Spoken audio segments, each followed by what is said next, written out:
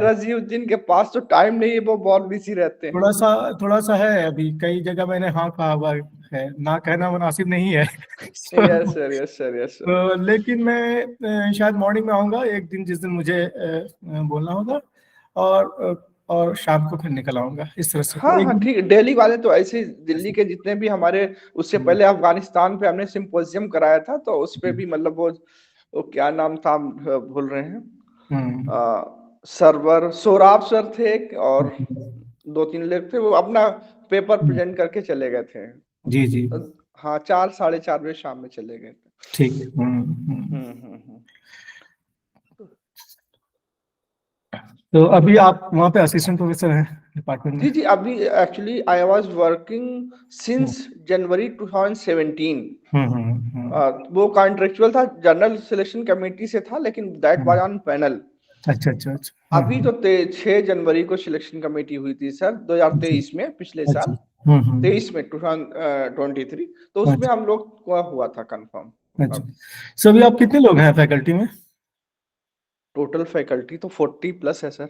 40+ है। जी जी जी। हाँ बहुत सारे रिक्रूटमेंट्स हुए हैं अभी पिछले 2-3 सालों में। हाँ हाँ, हम्म, 11 कैंडिडेट्स एज असिस्टेंट प्रोफेसर। हाँ हाँ अच्छा हाँ, अच्छा। 11। हम्म, नौ, नौ यहाँ डिपार्टमेंट में, 2 वीमेंस कॉलेज में। अच्छा अच्छा। हम्म। हम्म। और प्रोफेसर कितने हैं अभी, फुल प्रोफेसर? प्रोफेसर भी 8 9 है 8-9 प्रोफेसर। हैं।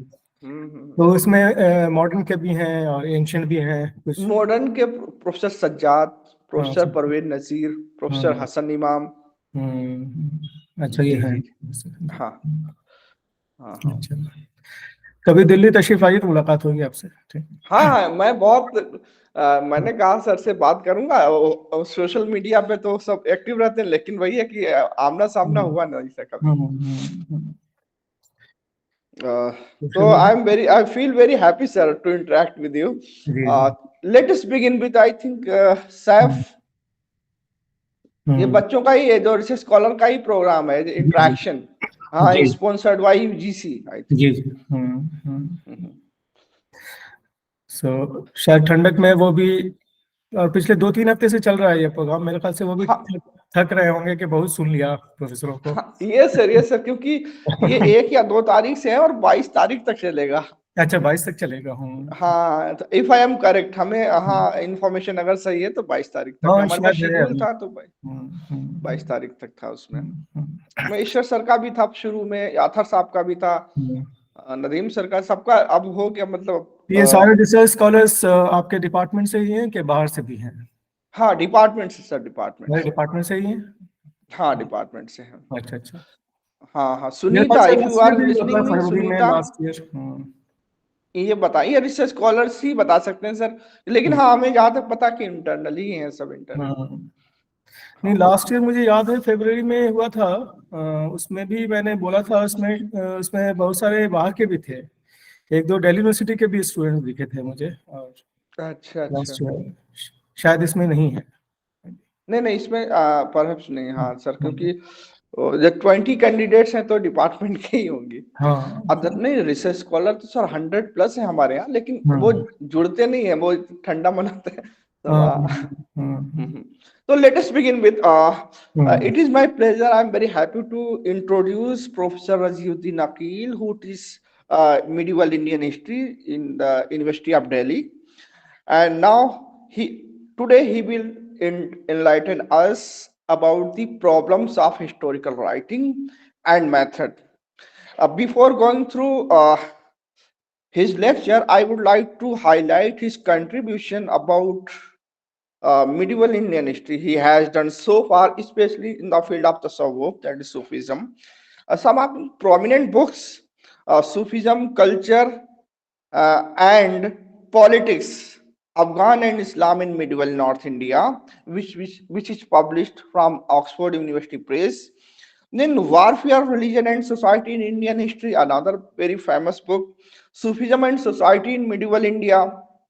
And then, sir, very interestingly, in the name of Allah, uh, understanding Islam and Indian history. This is very important. I will discuss it later on after lecture is will be over for discussion.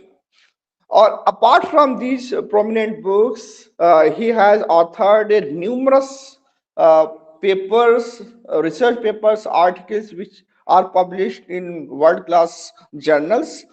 So I would like to invite Professor Akil sir. Please enlighten our research scholars with your knowledge of historical writing. It is up to you, sir.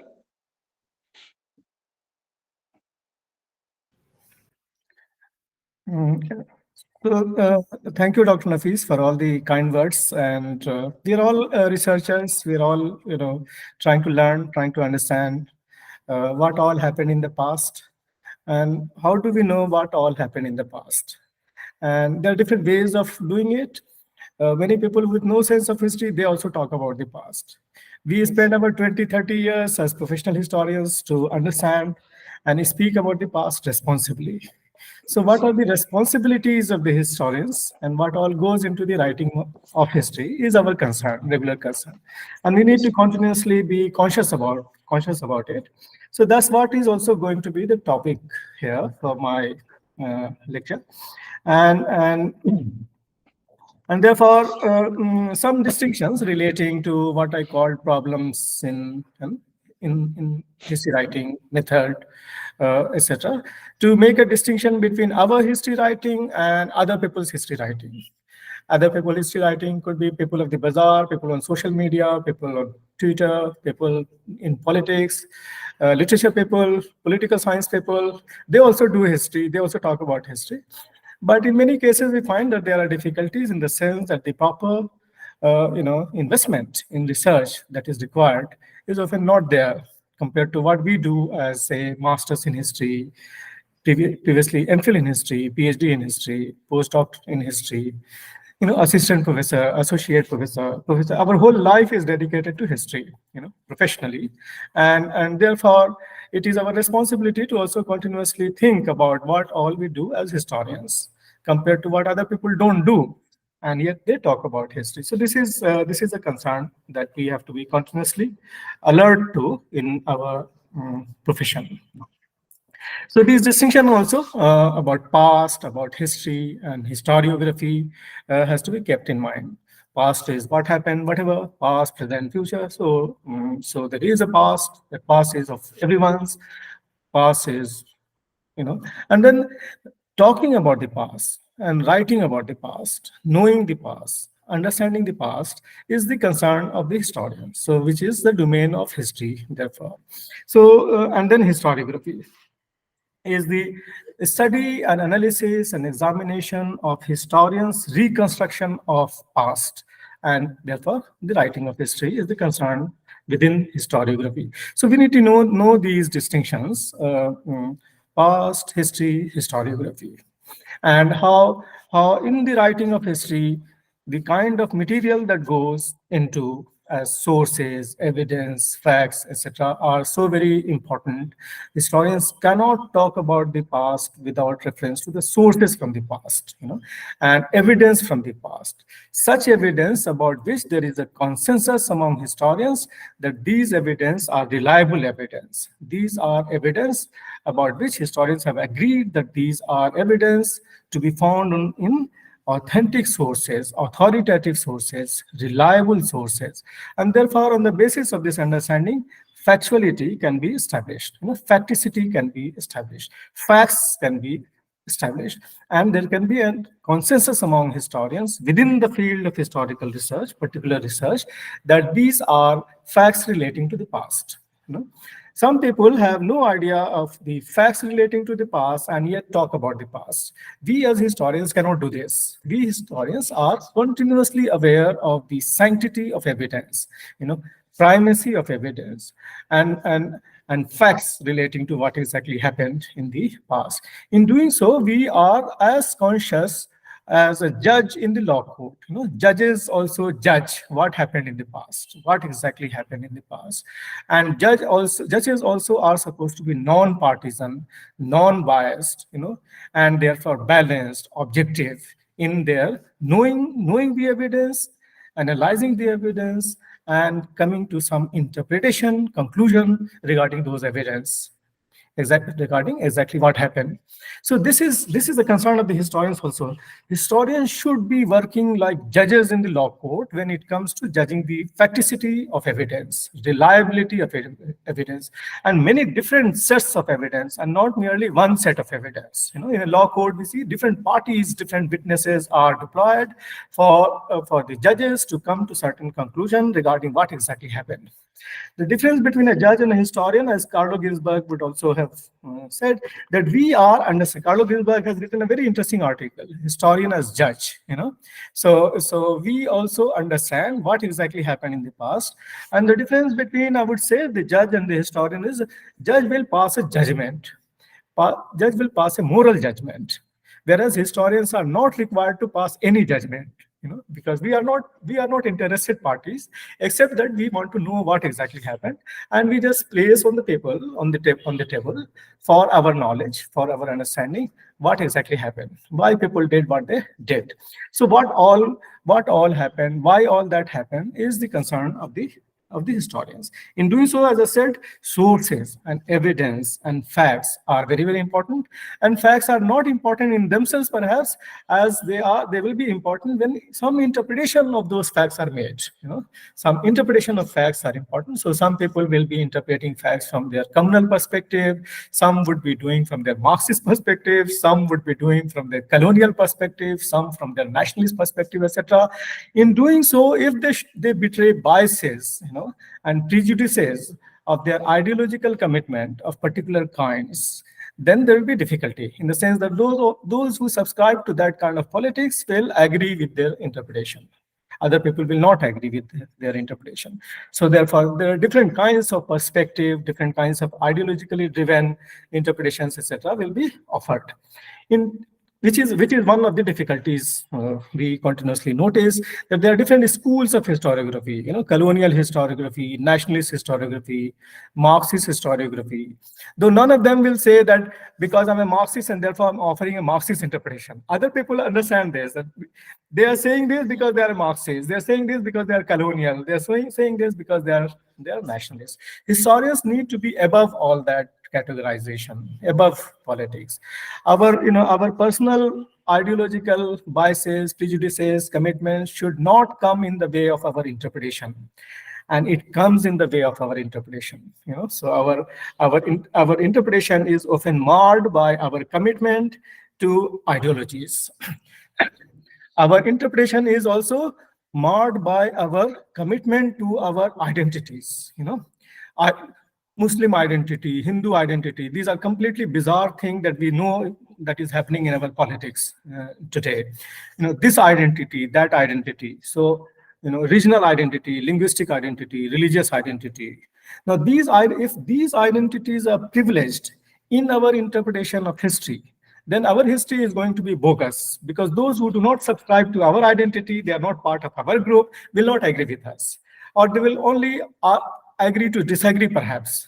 And in our civilized society, we would say that, okay, let's agree to disagree, that we are coming from two different perspectives and maybe offering two different interpretations.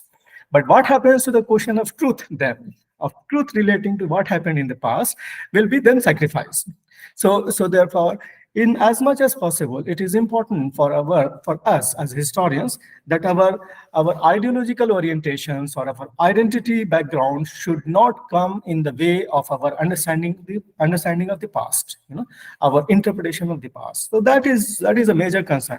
How do we achieve that? We can achieve that by seriously investing in our historical research, and not so much in bothered about what is happening politically. This party, that party. Today, one set of people are in power. 10 years later, another set of people will come in power. They will try to dictate terms. So some people are there for 30 years, some for 90 years maybe. But, historical research has to grow. Historical research can only grow on the basis of serious archival research. Serious research Archival in the sense of sources, serious research into the sources of the period that we are talking about. As Delhi Sultanate historians, we cannot not talk about, Delhi Sultanate without reference to the sources from the Delhi Sultanate. So we need to identify what all are the sources of the Delhi Sultanate. And proper, good understanding of, holistic understanding of Delhi Sultanate will be possible only when we take into cognizance all different sets of sources of the Delhi Sultanate and not one set of sources. So if we take into cognizance only one set of sources, only one set of ideas, one set of interpretation is possible. But if we take into account different kinds of sources, sometimes those different kinds of sources are offering different kinds of propositions, perspectives, etc. It is important that historians, are in a position to analyze different sources in such a way that they can come to certain conclusions. Now, those conclusions should not be final, forever. Conclusions should be such that they will be open for reinterpretation all the time, which is often not happening in our historical research. One big historian has offered an interpretation and conclusion, and everyone is following that for 30 years. And they say this is an established fact.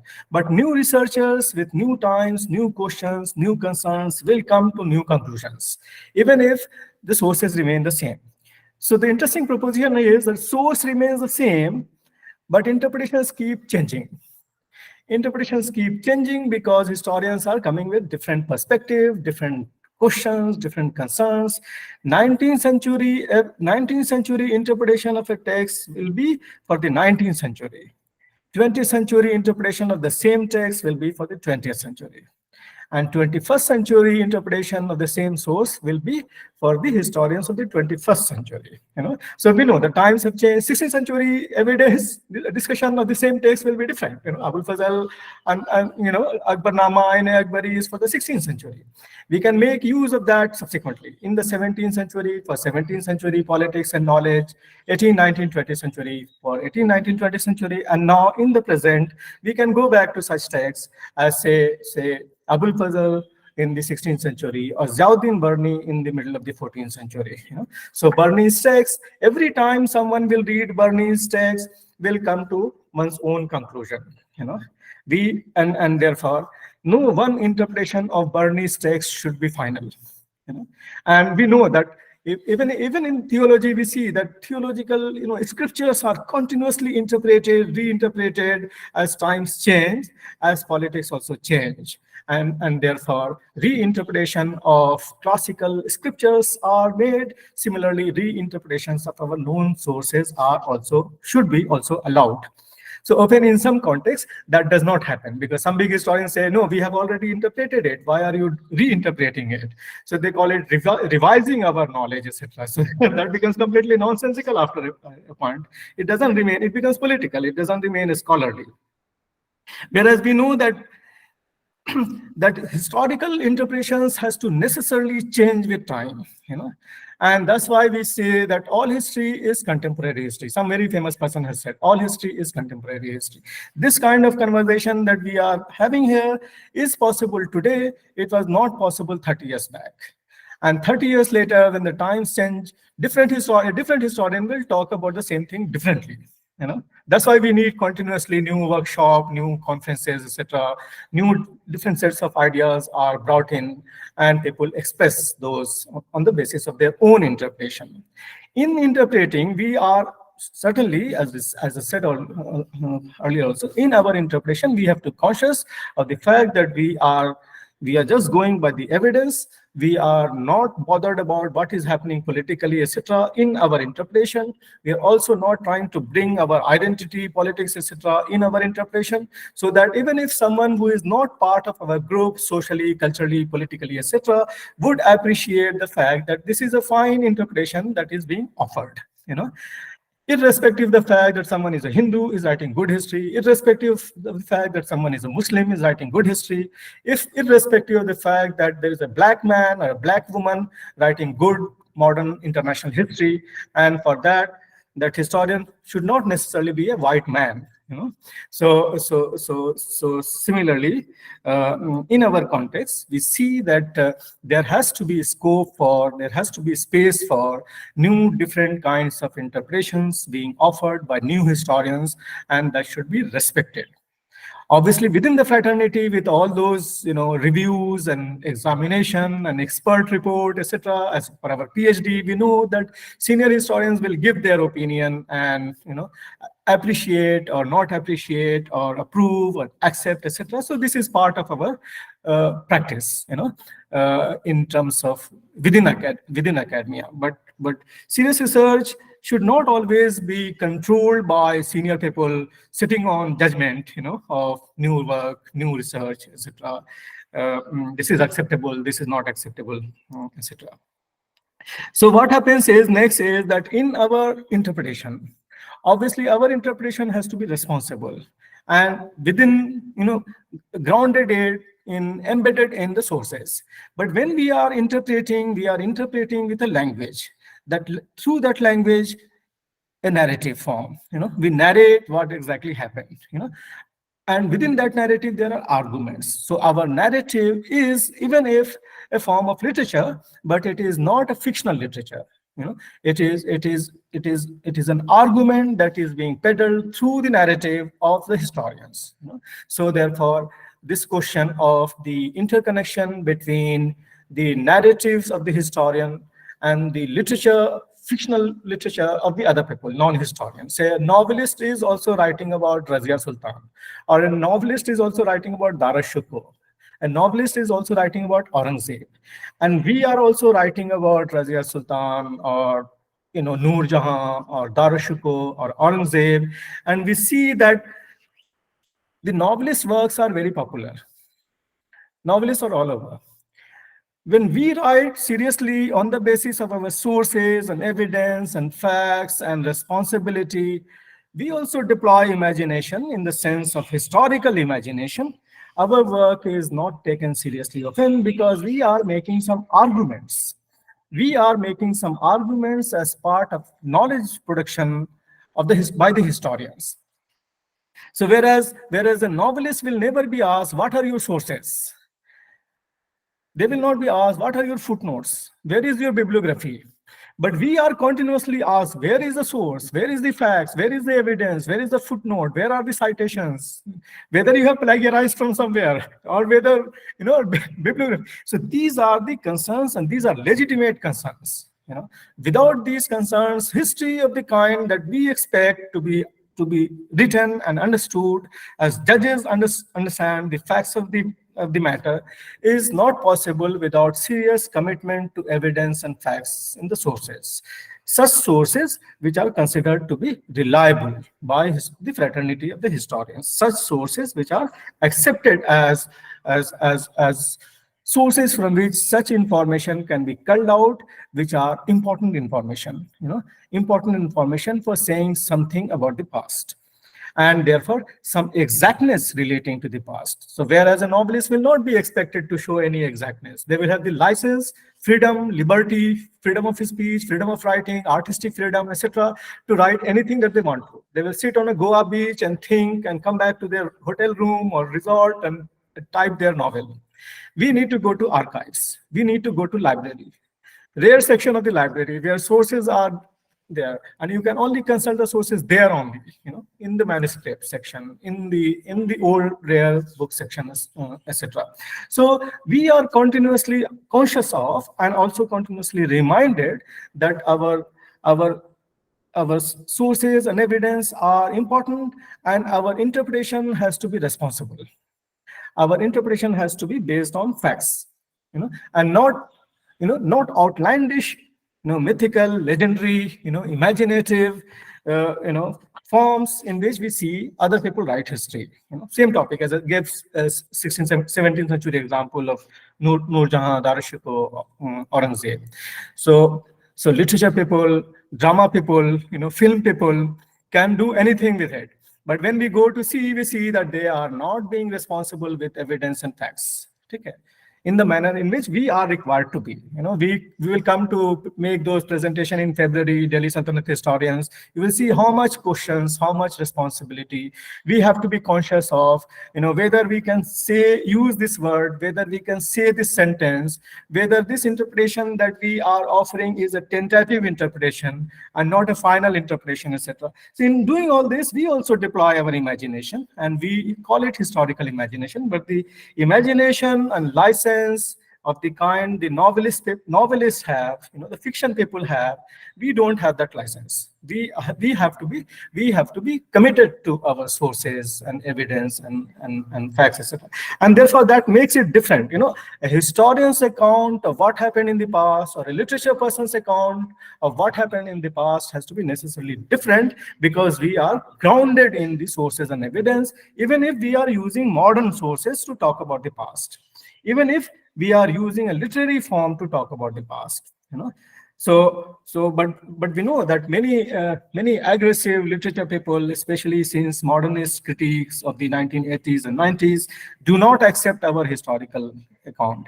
They think that we are just cheating people by calling ourselves social scientists. History is a part of social sciences. So what is science in our practice, is what they would be saying. They also say we talk about facts, but facts are after all a kind of fiction, because they have been fabricated by the historians. Historians have fabricated the past facts, etc. So there is an argument about the fictionality of facts. The facts are fiction basically, whereas we understand that facts have to be sacrosanct.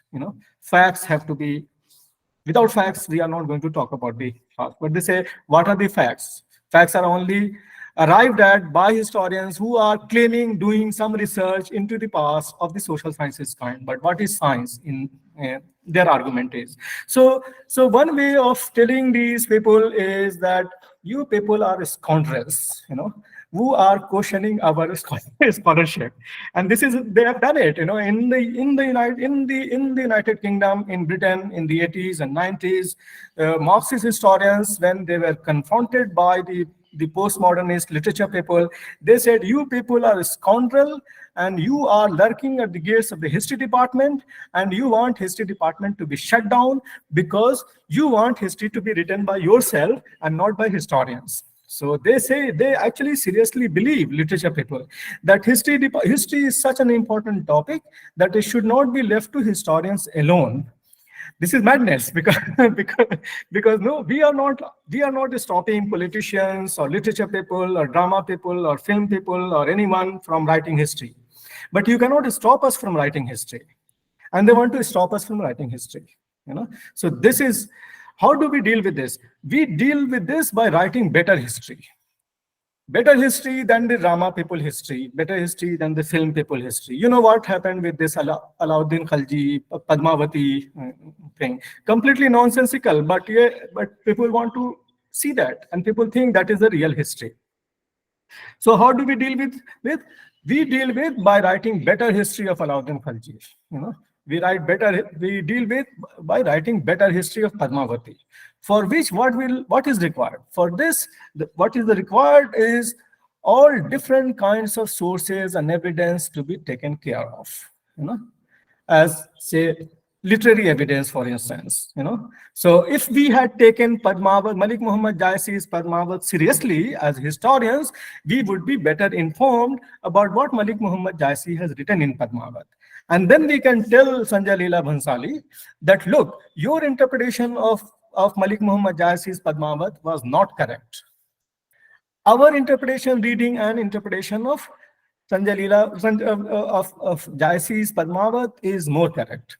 And then there are other Premakhyan also. There are Chandayan also, Madhumalti also, Mrigavati also, etc. And we as historians read them because these are historical texts. But we know in our history department, these texts were not being taught. We were only looking for authoritative texts of the chronicles kind. So I say Abul Fazl or Burmi or Minhaj. We were not reading Jaisi. We were not reading Mullah Daud. We were not reading these texts of the kind that are popular And these are also historical in the sense that these are also from 14th century or 15th and 16th century. So even if they are literature, they are important because they are historical literature. And therefore, we can also read literature for writing history. If you can read historical texts for writing history without any training in historical research, we can also read literature for writing history. So one way of dismissing them is you people as scoundrels. We will ensure that you are completely blocked from history department. Other way is to read their work and see what are they reading, and we can read better.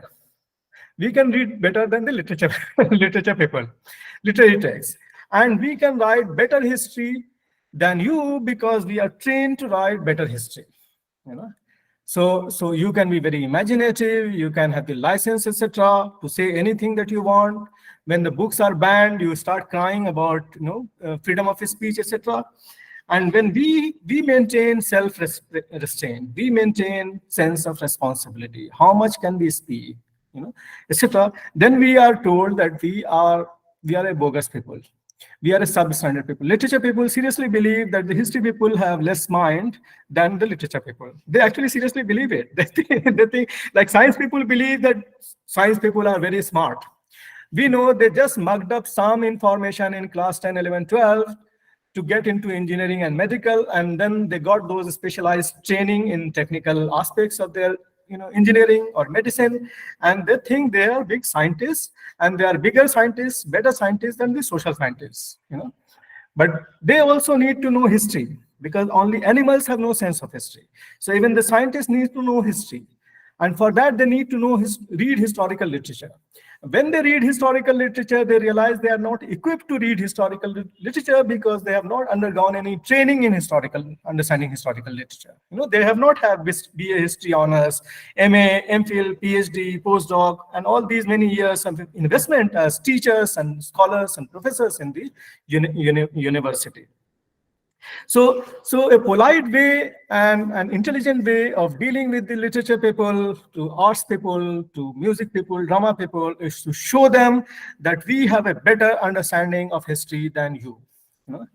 Because any historical literature also requires the context.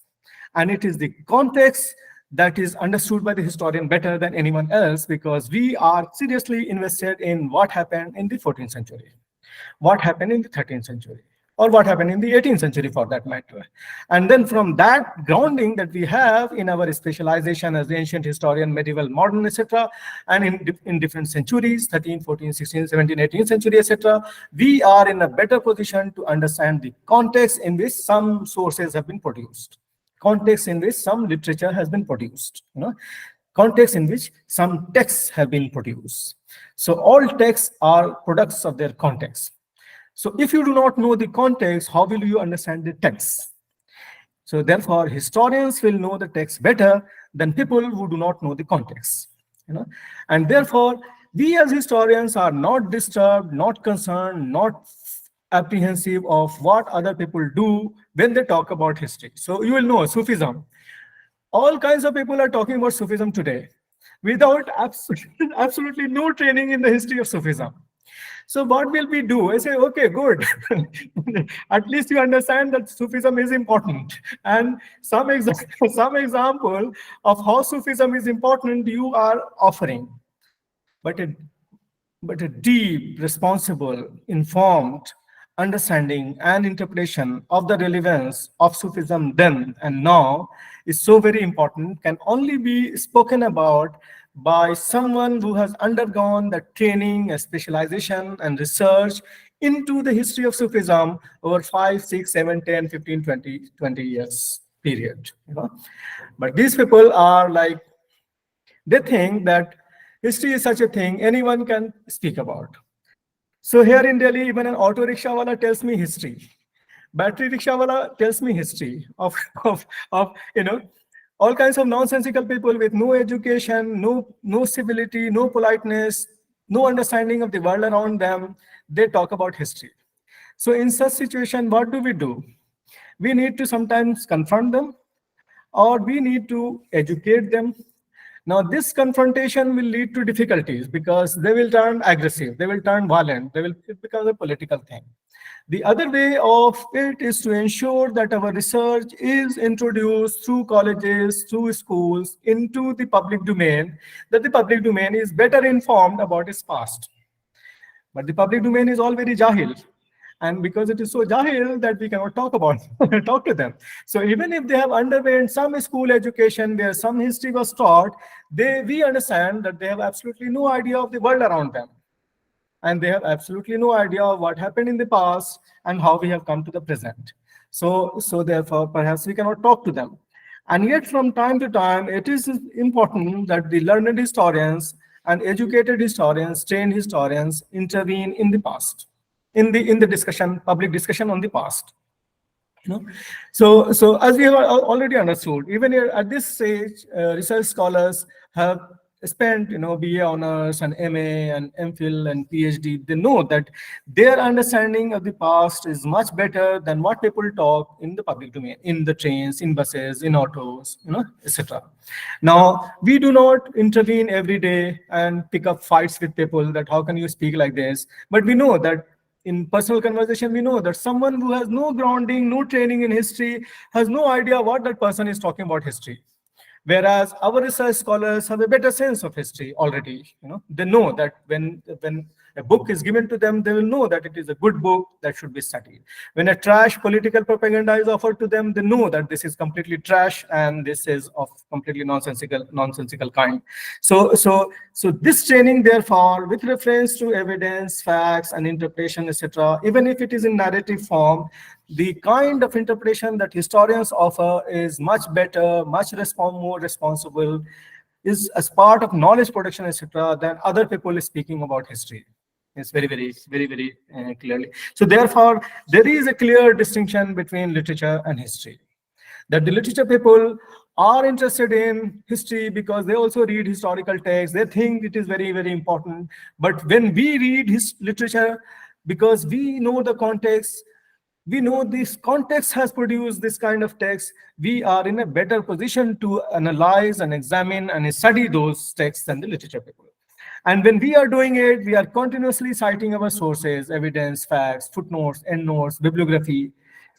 Only 2-page bibliography or 20-page bibliography. So we are expected to have 20-page bibliography, and not 2 pages bibliography. But other people are not conscious about it. Other people are not asked about it. Literature people can also have wild imagination. They can deploy myth and legends, etc. No one will question them. I say, oh, wow, myth and legend. But we say, but myths are not facts. So legends are not facts. And yet we also recognize in what point of time, what kind of myths, in what point of time, what kind of legends are in circulation. So mythical stories, legendary stories are circulated in our present as in the past. So we need to know in what kind of mythical stories were so very popular in the public domain historically. So there are many narratives, scriptural kind, poetical kind, not religious, devotional, but poetical kind. Many different kinds of narratives are there. They could be very mythical, they could be very legendary, but they're very interesting. And because they are products of a particular time, we read those texts also because they are products of that time. So therefore, even if Malik Muhammad Jaisi's Padmavat will be highly poetical and imaginative and not factual, because it is from the 1540s, and 1540s is an important period in our history, we read that text as the product of that time. How Sufis were deploying, mythical stories, etc., in their idea of love for God, etc., and some degree of righteousness, some degree of understanding that this is unjust or unfair, or this is the right thing to do. This is what is expected from an ethical person, etc. So therefore, we as historians also recognize myths and legends as important. But we make this distinction that myths and legends are relevant to a people in a particular time. In different times, different kinds of myths and legends will also be in circulation. But here we are talking about knowledge based on sources, evidence, facts, etc. Such sources, evidence, facts, etc., about which there is a consensus among historians and other scholars in the social sciences and humanities that these are reliable evidence on the basis of which we can talk about history. We can write history. and history that is written, which is ideology free, which is also identity, not marked by identity contestation, but part of knowledge production, scientifically done, as we claim that we are part of the social sciences, in the sense that we are talking about exactness. Science is about exactness. So we are concerned about what exactly happened in the past, and that exactness would mean that we are trying to achieve, in as much as sources allow us, to have some specificity of what happened in the past. So specificity and exactness, etc., go into the writing of the past, writing about the past, etc. So we are not just narrating legendary stories, mythical stories, and saying that these are histories. We are trying to understand. Even on the question of religion and religious beliefs, etc., we understand that in what point of time, what kind of context create conditions for people to believe in certain things. As part of their tradition, as part of their memory, as part of their history in some cases, because they also have a history, even if that history is not written. So that history is peddled orally. So that becomes part of the oral narratives and traditions and memory handed down from one generation to another generation. And that memory is continuously being modified, changed. And therefore, that difficulty about the exactness of historical research and the openness of memory, and traditions, etc. So memory is open to change, open to reinterpretations, open to different kinds of slants, etc. And whereas here we are concerned about exactness of what happened. What is the evidence for what we are talking? For them, there is no evidence. They say, we have been told, this is our sanskar, this is our parampara. After a point, they will say, it is our vishwas that, that this has happened. And therefore, so this is, after a point, that is not knowledge, that is not scientific, that is not responsible either, that is completely weird and bizarre. What we in Urdu call jahil, jahalat. So therefore, there is a distinction between what other people do as history and what we do as historians. In our university, we know that people in other disciplines who have no sense of history, when you speak to them, they would appear completely stupid sometimes. Because they have no idea of what has happened in the past, and they come and challenge us. So then we say that, why don't you read this fine book by Irfan Habib? Or why don't you read this fine book by Khalid Ahmad Nizami? Or why don't you read this fine book by Muhammad Habib? And there are many different very good historians in the last 30, 40 years whose work must be read. It is only you undergo a training, proper training into the historiography, into the writing of history over a period of time, 30 years or 70 years, in our, say, republic, or 200 years, or since the time history is being written, going back as early to Greek history or to Persian history or Sanskrit history or Persian history, of different kinds. Then only you will be in a position to talk authoritatively about the past. So in our department, this is what exactly we do. Look at our courses, into ancient history and medieval history and modern history and historiography paper, the kind of surveys we make, in terms of pre-modern, ancient, pre-modern, pre-colonial forms of history writing, for instance. So some of these would be literary forms, some would be very, very mythical, some would be very legendary, versified forms, etc. Different genres, Vanshavali and Puranas and Tarikh and Tabaqat to Charitra to different kind, Kulaji to Bakhar to Khayat to Buranji in Assam. All different kinds of historical writings have existed in the past, and in our modern times, we are doing history of the kind that we do in our history departments, in our institutions. So some people think that because historians do not agree with them, with the nonsense, political nonsense, they think history department can be shut down, which will indeed be a completely nonsensical approach. But mercifully, no one is thinking that history department can be really shut down. But some literature people actually believe in it, that historians should be just removed, and we literature people can do better history. They actually seriously believe in it. So if you have some good friends in literature people, speak to them after a point, they say, what you people are doing, look at this work, look at that work, novels, etc. but we are not writing novels. We are about exactness. So therefore, what we require as historians is the question of verifiability, based on material from archival data, or historical texts. And as I said above previously, evidence and their interpretations. In doing so, we have to ensure that our interpretations are not biased, not prejudiced, not formed by, conditioned by ideology, not conditioned by our prejudices, on the question of identity, etc., or commitment to any kind of politics.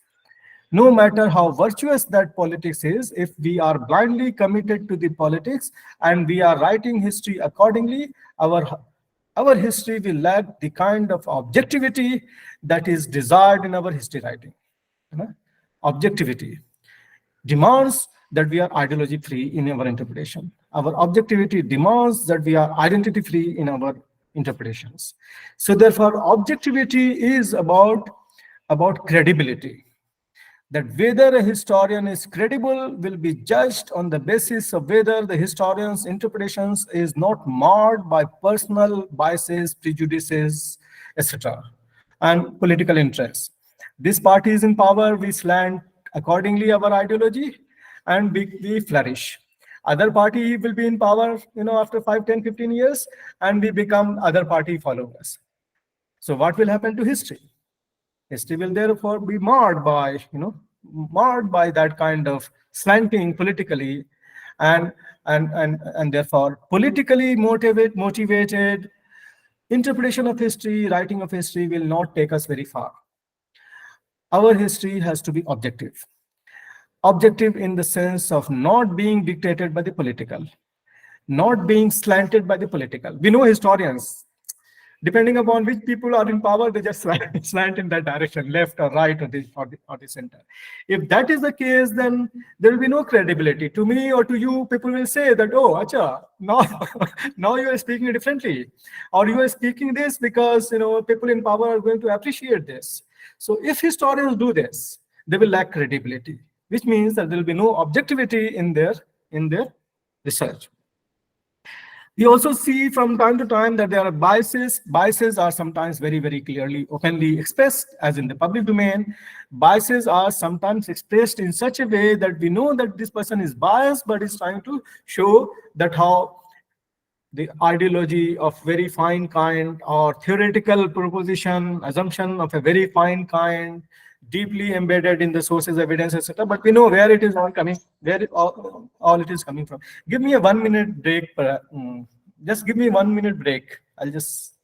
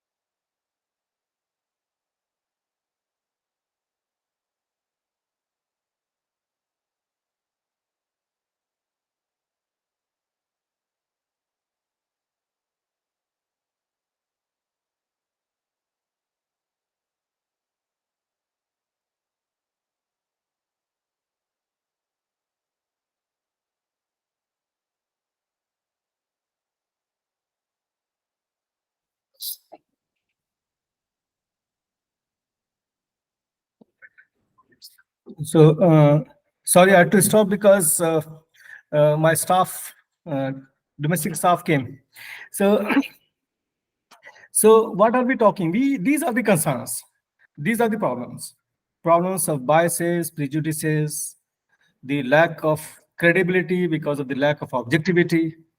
Objectivity not in the sense of the exactness of the natural sciences, but objectivity in the sense of exactness of the social sciences. And in speaking about what is exactly happening, what exactly happened, credibility. That credibility will only be possible by historians' deep commitment to the sources, evidence, all set of sources, all evidence, and not one set of them only.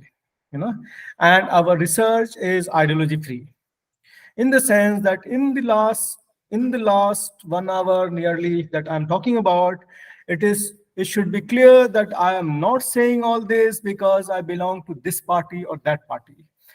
I support this politics or that politics. I support history. Historical research is what we are committed to. Okay.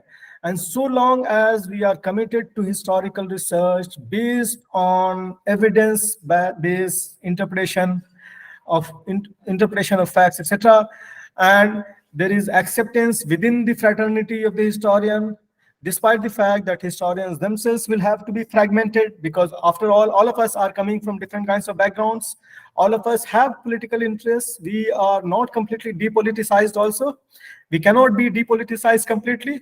And yet our historical interpretation should not be dictated by, marred by, spoiled by our commitment to a particular kind of politics. You know, if we are committed to a particular kind of politics, you will not listen to me after 15 minutes. You will not. You will say, oh, but यहाँ तो आप ideology बोल रहे हैं, politics बोल रहे हैं, हम तो यहाँ पढ़ने आए हैं. So how do we do this? We do this by recognizing the best of the scholarship in the field. We do this by also recognizing and identifying the worst scholarship in the field. And we do not take seriously worst scholarship. We seriously take good scholarship.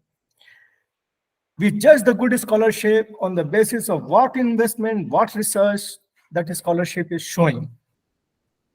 What research that scholarship is taking us into the 15th century, into the 13th century, into the 8th century, into the 6th century BCE, depending upon which period we are interested in. So the finest of the Maurya period historian or Gupta period historian or the Mughal historians will take us to that period to make us feel things are happening in front of us. So when we listen to them, when we read their work, we feel like we have gone into the 16th century or we have gone into the 16th century BCE. So even if we see that the historians are writing in the present, as literature people are telling us that we are writing in the present, we are writing about the present concerns regarding history, we are using the language of the present, we are doing in the form of literature, and yet we are calling it science. So our argument is that yes, we are doing all this, but science is in terms of understanding what exactly happened in the past. Then 6th century BCE. So we talk about 6th century BCE on the basis of whatever material evidence is available from the 6th century BCE. It could be archival sources, it could be inscriptions, it could be buildings, monuments, whatever little fragments. Brahmanical sources could be very mythical, legendary, but now we also have Buddhist texts which are more exact. We could have Jaina texts, we have Charvaks which are questioning, which have different kinds of material that is available to us. And therefore, on the basis of this material that is available to us, we are trying to understand what exactly happened then. And how what exactly happened then is relevant in the present today also. So that we derive some insights from them. So we'll know that politics today is completely illiterate of history, or culture. There's absolutely no intellectual basis for the politics today. So therefore, we as historians are wanting to inform people who are interested in what exactly happened through our knowledge, that look at what exactly happened in the past, deep knowledge, but deep excavation into the sources. It could be, as I said, archaeological, epigraphic, it could be textual, it could be different kinds of textual narratives, and not one set of them only. So long as, therefore, historians are concerned about, the exactness arrived on the basis of a systematic study of the sources, analysis of the sources, examination into the sources, to come to certain conclusions and offer those conclusions in the form of their narrative, and historians accept that narrative, there is a growth in our scholarship. So we know that despite all the problems, historical scholarship is growing. You know, our 20th century history was different from 19th century. If we go back to 19th century texts, we say, oh, 19th century people did not know enough, but perhaps that was relevant for them. So now that has become outdated for us. Similarly, after a point, you will realize that the 20th century historical research has become outdated. Now, new histories are required because the times have changed. And therefore, new different kinds of concerns will once again take us back to history. And we bring sources and evidence from history into the present to say that, look, this is what was happening then. And how what was happening then, our talking about what was happening then is relevant today for our conversation.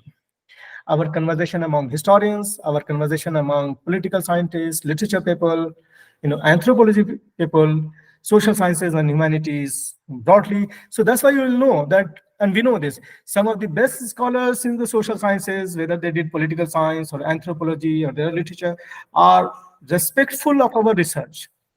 But some very bad people, wicked people are thinking that they can shut down history department. So we how do we challenge them? The one way of dealing with them is to just shut them out. You don't know what we are doing, so we can't talk. Just shut. But then there are people who are interested in our work. Literature people, political science people, anthropology people, sociology people. After all, historical anthropology is done with on the basis of sources, taking them backward in time. So in all these related fields, allied fields of social sciences and humanities, there will be some people who are uh, respectful of our work. They are receptive to our research. Similarly, therefore, we should also be respectful for their work. And this is how, from our deep commitment and grounding as historians, we can do interdisciplinary research by reading political science people's work, by literature people's work, anthropology people's work. And we see that there are certain common concerns of anthropologists, of sociologists. Say in my case, for instance, the Dargah of a Sufi.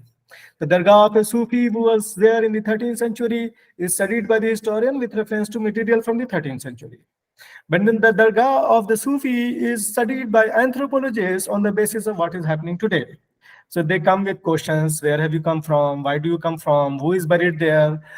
How do we know who is buried there has said what we are claiming? So we go back to history, see what historians are saying, what is the historical literature available relating to the Dargah, original literature from the 13th century, 16th century literature, 18th century literature from the Dargah, what knowledge Dargah people have their own history, about their own history, etc. So on the basis of which they come to their understanding, anthropology people, sociologists working at the Dargah, etc. So now, if we as historians are hostile to sociology people, anthropology people, I'll say they don't have any sense of history. I will not recognize any anthropological research around a Dargah. That will be a foolish thing to do. But if I say, oh, this is very interesting, I as a historian, I'm only interested in the 13th century, but this is very interesting that some people are tracing backward our history of the Dargah from 21st century to 20th century to backward in time to see what is exactly the relevant of that place historically from the 13th century down to the present.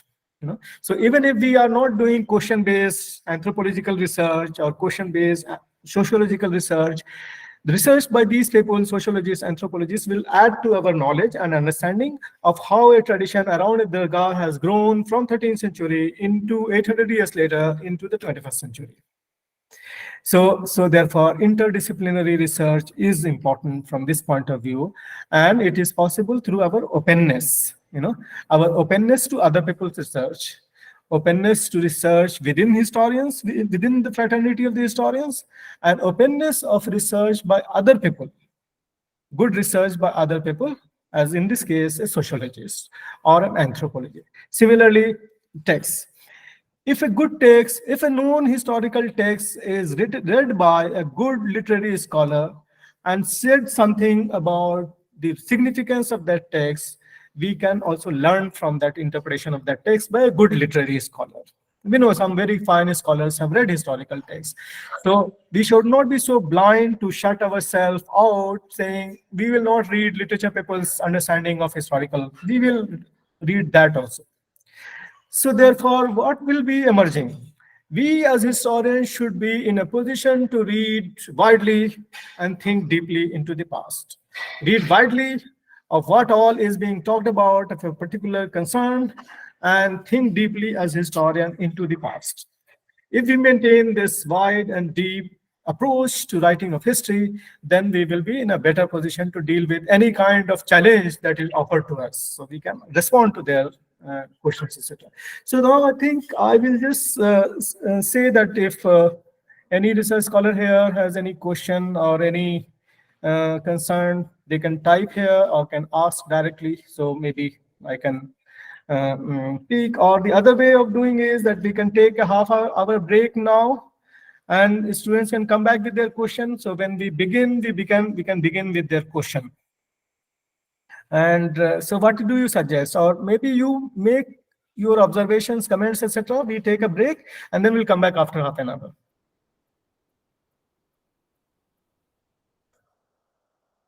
Sir is not audible. Uh, uh, yes.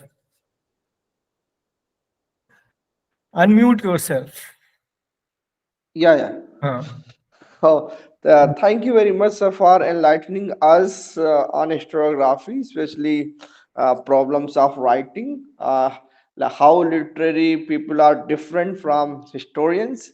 That was very important, sir. You have mentioned about the schools of thought, history, who have produced authentic history.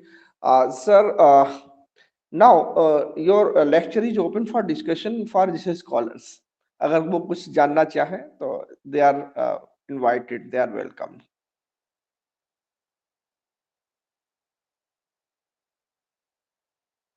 Anybody? Bushra, Nafisa, Naira, Rahul.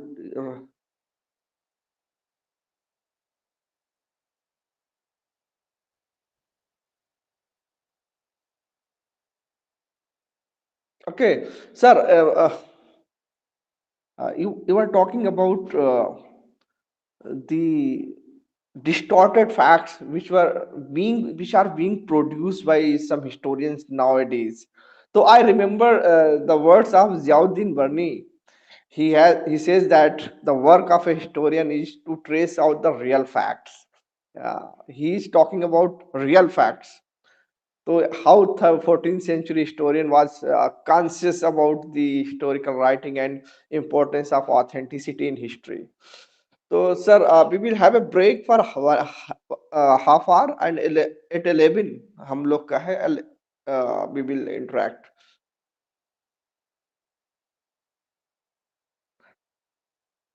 He needs to unmute his mic first. Sir, please unmute. So we can return to 11 then. 11 to 12:30. 11 to 12:30. So the thing that I said, I will recapitulate, but I will also, by then I think student will also have thought out their questions, write out their questions, write your questions on paper, read them out to me. I will respond.